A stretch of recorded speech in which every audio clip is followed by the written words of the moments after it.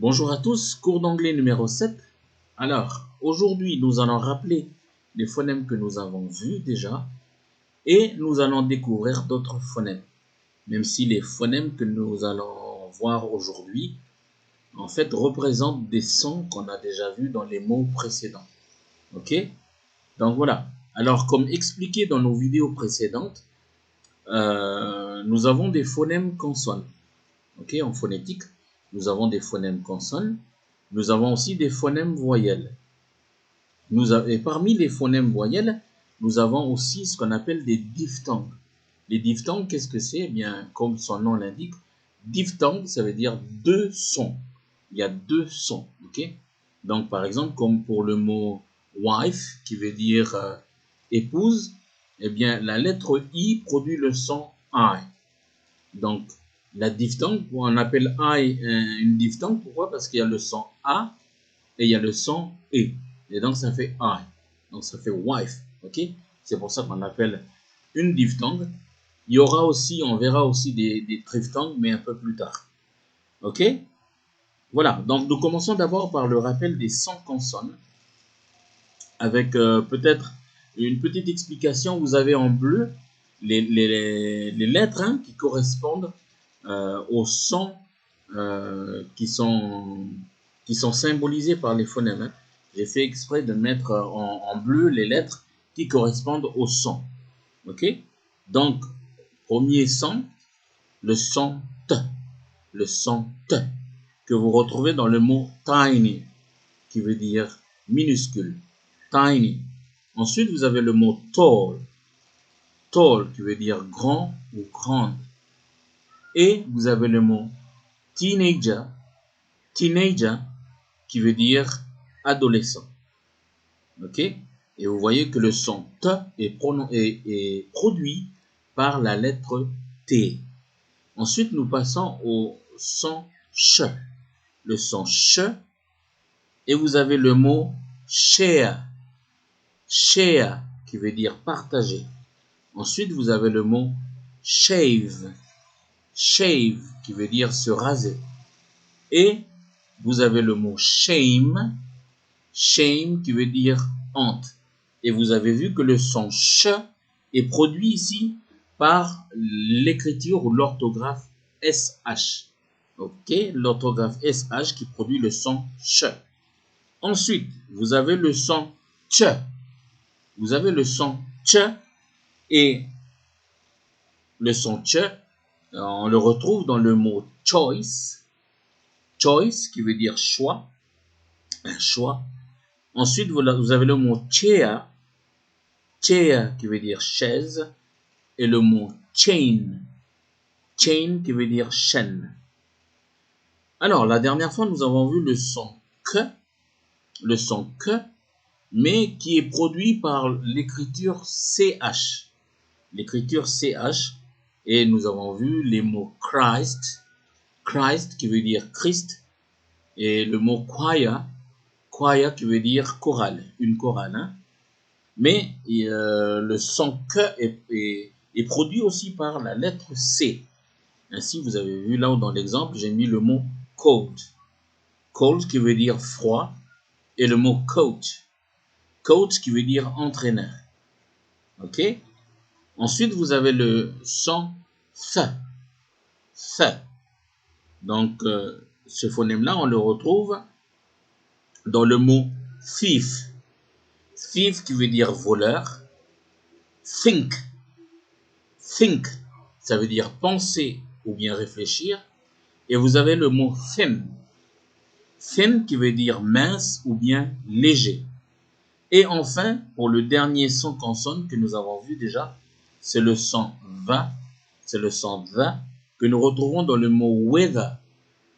Weather qui veut dire le temps. Hein, c'est le temps qu'il fait. Hein. Weather.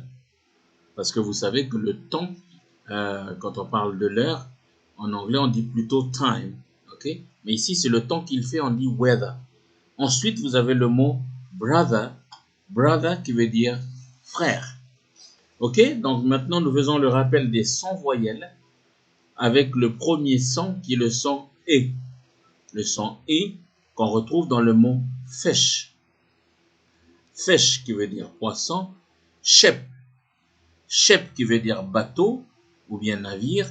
Et nous avons le mot whip. Whip. Ok? Ça veut dire fouet.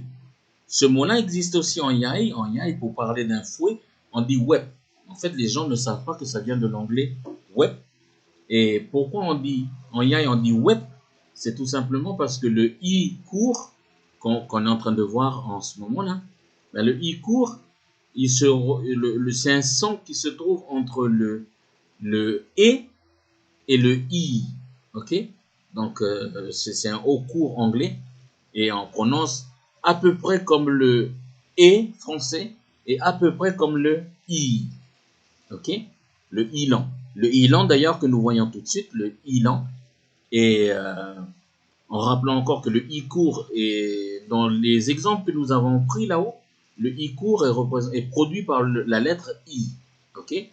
Maintenant, nous passons au son, le son I, qu'on appelle aussi le I lent, avec le mot meet. Meet, qui veut dire rencontrer. Ensuite, vous avez un mot qui est prononcé de la même façon, meat, meat, mais qui veut dire viande. Ok? Comment faisons-nous pour voir que on parle de la viande et non pas de rencontrer? Eh bien, parce que ça s'écrit M-E-A-T. Ok? Si nous n'avons pas l'écrit, ça dépend du contexte. Quand on parle de la viande, eh bien, on dit meat. Ensuite, vous avez le mot receive. Receive qui veut dire recevoir. Et le I ici est produit par l'écriture IE. Ensuite, vous avez le son O. Le son O, on appelle ça aussi le O court. Et vous avez vu sur la feuille, eh bien, il y a deux écritures du phonème. Hein.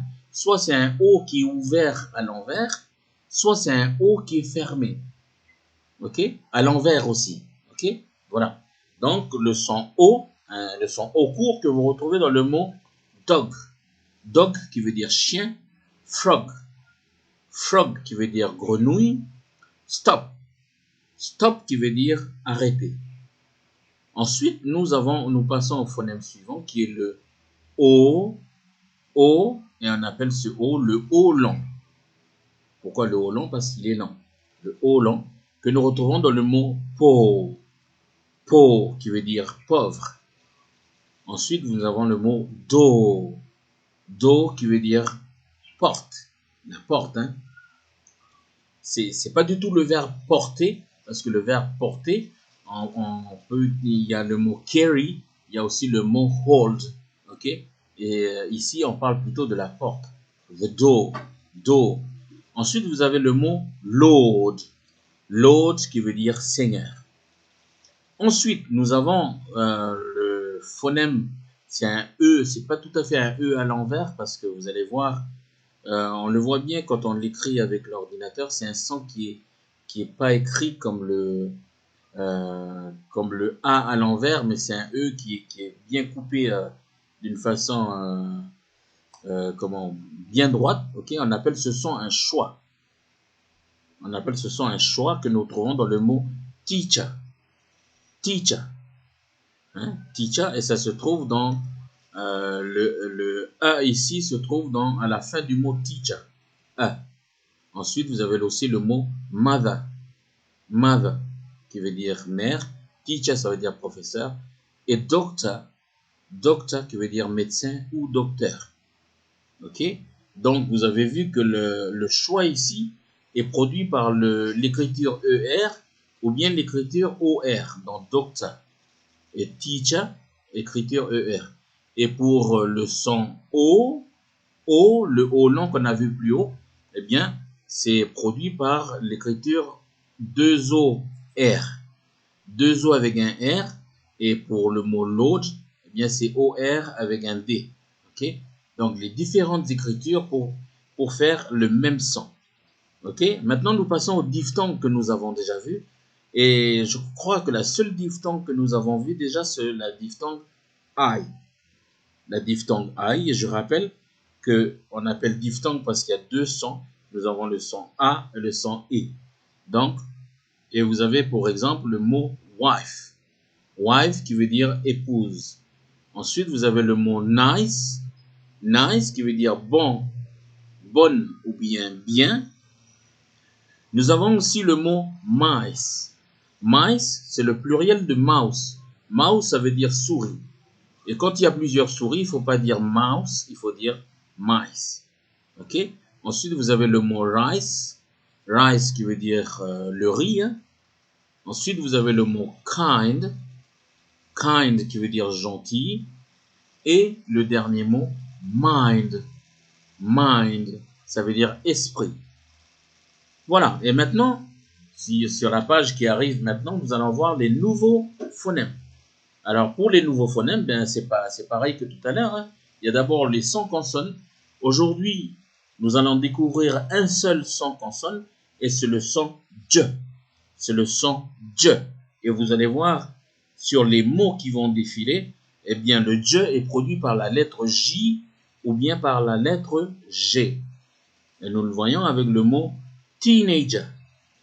Teenager, qui veut dire adolescent. Ok? Le J ici, J est produit par la lettre G. Ensuite, vous avez le mot agent. Agent qui veut dire un agent. Ensuite, vous avez junior. Junior qui veut dire junior ou bien subalterne. Voilà, quelqu'un qui est petit. Ensuite, nous avons le mot jam. Jam qui veut dire confiture. D'ailleurs, en yai, on dit aussi jam. En yai, on utilise plutôt un A qui est lent, jam. Alors que l'anglais, voilà, c'est le jam. Jam. Ensuite, nous avons le mot join. Join qui veut dire joindre, rejoindre. Ensuite, vous avez le mot joy. Joy qui ça veut dire la joie. Ensuite, vous avez le mot job. Job qui veut dire emploi ou bien travail. Et nous retrouvons surtout ce son dans beaucoup de prénoms. Hein. Vous avez les prénoms Jane, James, John, Joyce, Jennifer, Janet ou Jimmy. Ok? Et vous avez vu là que pour tous ces prénoms, c'est écrit avec un J. Hein? Donc on dit Jane, James, Joan, Joyce, Jennifer, Janet, Jimmy. Ok? Voilà. Donc, le son J est produit par l'écriture J ou bien G. Ensuite, nous passons au son voyelle. Le son voyelle, nous avons le premier phonème qui est le son OU. Le son OU. Et en anglais, on appelle ce son, enfin en phonétique, on dit c'est un OU court. Un OU court. Ok? Que nous retrouvons dans le mot push. Push, ça veut dire pousser. Ensuite, vous avez le mot foot. Foot, ça veut dire pied, le pied. Hein? Ensuite, vous avez le mot could. Could. Alors, could, c'est le passé de can. Can qui veut dire pouvoir, mais c'est l'auxiliaire modal. Alors, ici, en tant qu'auxiliaire, vous avez une phrase qui dit « I can do it ». « I can do it », ça veut dire « je peux le faire ». Maintenant, je peux le faire. Mais si vous remplacez « can » par « could », ça devient « I could do it ». « I could do it ». Là, ça veut dire « je pouvais le faire ». Je pouvais le faire. « I could do it ». Donc, « can » ici, c'est sur ces exemples-là, comme le passé ou bien le prétérit de can. Ok? Mais could, c'est aussi le conditionnel. Hein? C'est aussi le conditionnel could. Donc, pour traduire I could do it, j'aurais pu dire aussi je pourrais le faire. Mais là, tout à l'heure, on a traduit par je pouvais pour dire que can, could, c'est le passé de can. Mais ici, on prend un autre exemple pour le mot could, pour bien démontrer que ça exprime aussi le conditionnel, avec l'exemple Could I borrow your car? Could I borrow your car? Ça veut dire puis pourrais-je emprunter ta voiture? Ou bien, on peut dire aussi est-ce que je pourrais emprunter ta voiture? Could I borrow your car? Ok? Si vous dites can I borrow your car? Ça veut dire puis-je emprunter ta voiture? Est-ce que je peux emprunter ta voiture maintenant? Mais si vous dites could, ça veut dire est-ce que je pourrais. Voilà. Ensuite, vous avez le mot should, qui est aussi un auxiliaire modal. Should, c'est aussi, vous entendez aussi le son ou court. Et should, ici, ça exprime une idée de nécessité. Hein. Voilà. Si on dit, par exemple, you should clear your room, pardon. You should clean your room. You should clean your room, ça veut dire tu devrais ranger ta chambre. Ok? C'est un conseil, hein? C'est une idée de nécessité. La chambre est dans le désordre, donc on te conseille de ranger ta chambre. You should clean your room. Donc, parents, si vous avez des enfants qui laissent un peu traîner les affaires, vous pouvez leur dire ça. You should clean your room. Tu devrais nettoyer ou ranger ta chambre. Ok? Ensuite, nous passons au son OU. Le son OU, qu'on appelle aussi OU-lent, tout simplement parce que c'est un OU qui est lent. Ok? Et nous le retrouvons avec le mot pool. Pool. Alors, pool, ça veut dire bassin. Ok? C'est un bassin. C'est pour ça que vous voyez le mot swimming pool qui veut dire piscine. Hein? Pourquoi? Parce que c'est un bassin dans lequel on nage, puisque le mot swim, ça veut dire nager. Ok? Swimming pool. Ensuite, vous avez le mot tool. Tool qui veut dire outil. Ensuite, vous avez le mot root. Root qui veut dire racine. Ensuite, vous avez le mot rule. Rule qui veut dire règle, hein, une règle, une loi, un règlement. Ensuite, vous avez le mot soon. Soon qui veut dire bientôt. Ensuite, vous avez le mot moon. Moon qui veut dire lune, la lune, hein, moon. Ok? Donc maintenant, nous passons au diphtongue. Alors, je rappelle que une diphtongue, c'est deux sons dans un seul phonème. Alors, nous avons le premier phonème qui est une diphtongue, qui est le phonème oi. Le phonème oi, que nous retrouvons avec le premier mot exemple, le mot choice. Choice, ça veut dire choix. Ensuite, noise. Noise qui veut dire bruit. Le bruit, hein. Ensuite, vous avez le mot joy. Joy qui est la joie. Ensuite, le mot boy. Boy qui veut dire garçon. Toy. Toy qui veut dire jouer. Et là, toy, c'est un jouet, hein. C'est pas le mot jouer, c'est pas le verbe jouer. Parce que le verbe jouer, c'est play. Ok? Le verbe jouer, c'est play. Mais ici, toy, c'est un jouet, hein? Un jouet pour les enfants. Et voilà, pour le dernier mot, c'est le mot join. Join qui veut dire joindre ou bien rejoindre. Ok? Si je dis par exemple, hey, you can join us. You can join us. Ça veut dire tu peux nous rejoindre. Ok? Donc nous avons vu le phonème oi, qui est une diphtongue, et maintenant nous voyons le phonème e. E. Nous avons deux sons. C'est le son e qui est le choix, et ensuite nous avons le ou court. Ok? E. E. Que nous retrouvons dans le mot told. Told qui veut dire ou raconter. C'est le passé, c'est le prétérit du verbe tell qui veut dire raconter ou dire. Ensuite, nous avons le mot Coke. Coke qui est, ça veut dire le Coke, hein, le Coca-Cola. Hein. Voilà. Ensuite, nous avons le mot coach. Coach qu'on a vu tout à l'heure qui veut dire entraîneur. Ensuite, nous avons le mot so. So qui veut dire donc, par conséquent, ça veut dire aussi tant, ou bien tellement, ok? So. Ensuite, nous avons le mot row. Row, qui veut dire une rangée, un rang, ou bien ça veut dire aussi ramer, hein? Voilà. C'est un mot qui a deux sens.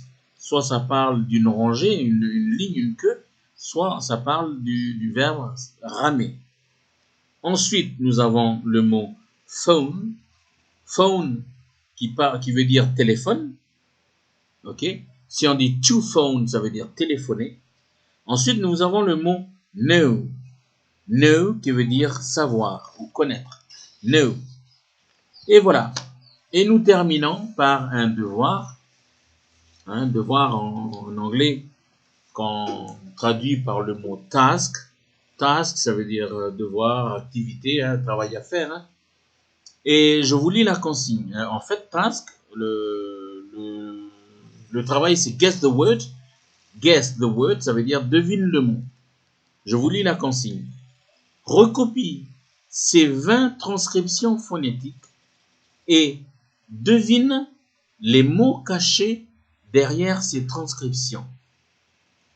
Tu peux ensuite, en commentaire de cette vidéo, donner tes réponses en n'oubliant pas de mettre les numéros de chaque mot pour qu'on puisse vérifier si ton mot correspond bien à sa transcription.